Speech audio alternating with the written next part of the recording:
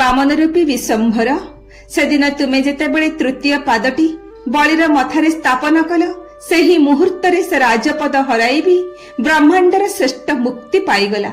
ସତରେ ପ୍ରଭୁ, ତୁମ ପାଦ ତଳେ ହାରିଯିବା ହିଁ ସବୁଠାରୁ ବଡ଼ ଜିତିବା। ହେ ରଘୁବୀର, ସେହି ଗଙ୍ଗା କୂଳର ଘାଟରେ କୈବର୍ତ୍ତ ସେଦିନ ଭୟ କରୁଥିଲା, କାଳେ ତୁମ ପାଦର ଧୂଳି ବାଜି ତା ନାଁଟି ନାରୀ ପାଲଟିଯିବ।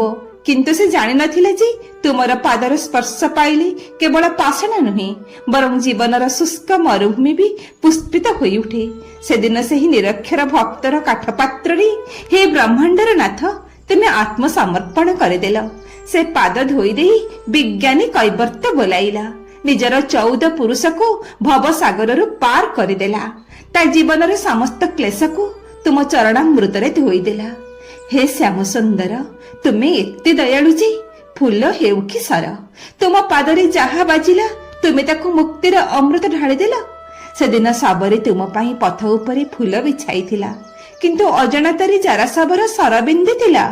ଶବରୀର ପ୍ରତୀକ୍ଷାର ଅନ୍ତ କଲ, ଆଉ ଜାରାଶବରର ସରକୁ ତୁମେ ଶ୍ରୀଚରଣରେ ସ୍ୱୀକାର କରି ଜଣାଇଦେଲ ଯେ ତୁମେ କେବଳ ଫୁଲର ସ୍ପର୍ଶ ଖୋଜ ନାହିଁ, ଭକ୍ତର ଆଖିରୁ ଲୁହ ଝରିଲେ ତୁମେ ବିଷାକ୍ତ ସରକୁ ମଧ୍ୟ ଚନ୍ଦନ ପରି ଗ୍ରହଣ କରିନିଅ। ହେ ପତିତ ପାବନ ନୀଳାଦ୍ରିନାଥ, ଆଜି ତୁମେ ସେହି ଅଧାଗଢା ପାଦରେ ରତ୍ନ ବେଦୀରେ ବସି ଆମକୁ ଅପେକ୍ଷା କରିଛ ନା? ତୁମ ଶ୍ରୀଚରଣରୁ ନିଃସୃତ ହେଉଥିବା ମୁକ୍ତିର ଧାରା ଆଜି ବି ଅବାରିତ ନା? ତୁମ ବଡ଼ଦାଣ୍ଡର ଧୂଳିରେ ଭକତ ବି ଖୋଜୁଛି ସେ ପାଦଧୂଳିକୁ, ସେଇ ଅମୃତକୁ। ହେ ପ୍ରଭୁ, ହେ ପତିତ ପାବନ, ତୁମ ପାଦ ପଦ୍ମର ମଧୁପ ହୋଇ ଏ ଜୀବନ ବିତିଯାଉ, ଆଉ ମରଣ କାଳେ ଏ ତୁଣ୍ଡରୁ ଜଗନ୍ନାଥ ନାମ ବାହାରୁ ଥାଉ।